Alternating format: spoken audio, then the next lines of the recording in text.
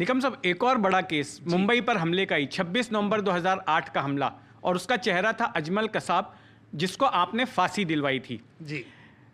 उस मामले में आपने बीच में एक बयान दिया था जो काफी चर्चित हुआ, और आपने कहा था कि जेल के अंदर अजमल कसाब बिरयानी मांगता है, और उसको फिर राजनीतिक पार्टियों ने उठा लिया था और कहा था कि ये सरकार जो है जेल के अंदर मांगता है, ऐसा नहीं। हाँ। कसाब ने मेरे पास मटन बिरयानी की मांग की है। हाँ, वो पॉलिटिकल लीडर्स ने चलाया कि सरकार उसको मटन बिरयानी दे दे जी, क्योंकि उस वक्त कांग्रेस और उनका राष्ट्रवादी का राज था जी, तो विपक्ष में ये लोग थे बाकी के। हाँ।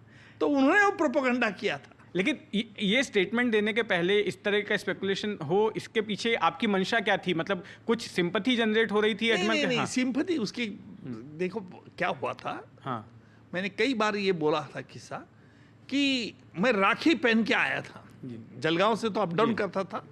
2013 तक मैं जलगांव बम्बई अप डाउन करता था, और जब मैं राखी बांधी थी तो उसने मुझे पूछा कि बादशाह ये क्या है। तो उसको मैंने बताया कि बहन भाई को बहनती है, उसका महत्व क्या है। हाँ। और क्यों बहनती है। हाँ। मैं ये सब उसको इसलिए बता रहा था हाँ। कि उसको मैं लेकर तेरे को बहन है क्या। हाँ। अभी बहन होगी तो पाकिस्तान में रोती होंगी, उसको तेरी याद आती होगी, और तू पगला कहीं का यहाँ आ गया तो कानून के शिकंजे में तू छपड़ा मिल गया। तो उतने में जज साहब आए थे, और जज साहब ने मुझे पूछा कि कसाब क्या कह रहा है। जज साहब को मैंने पूरा यही वाकया बताया, और जैसा वाकया बताया तो कसाब तो बहुत ड्रामेटिक पर्सन था। कसाब ने उंगली अपनी मुंडी नीचे कर दी और अपनी दोनों उंगलियां ऐसे ऐसे आंखों के सामने। लेकिन ये इलेक्ट्रॉनिक चैनल मीडिया के जो रिपोर्टर्स थे कोर्ट में, वो भागते भागते बाहर गए और उन्होंने ब्रेकिंग न्यूज चला दी। हाँ। कसाब के आंखों में पानी, कसाब को बहन की याद आ गई। निकम जी ने ये ओपन सब्जेक्ट किया, उसने बहन की याद आई। फिर वो चैनल पैनल तुम्हारा होता है ना, वो डिस्कशन शुरू हो गया कि देखो कसाब तो असली गुनहगार नहीं, आज बहन की याद आ गई, उसको ब्रेन वॉश किया, स्केपगोट किया। ये ऐसा हो गया।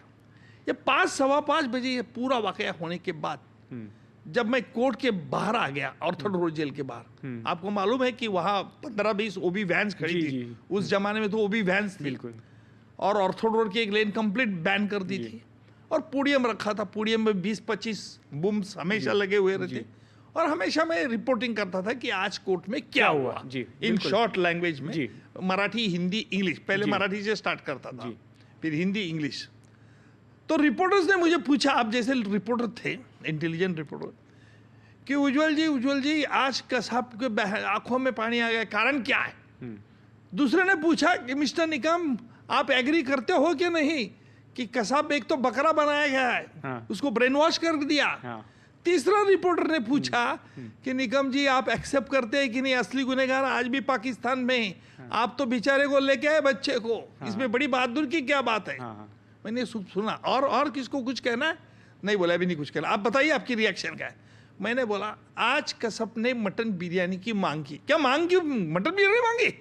ब्रेकिंग न्यूज, कसाब देखो कसाब कितना अगली गुनहगार है, खतरनाक टेररिस्ट है, मटन बिरयानी की मांग है।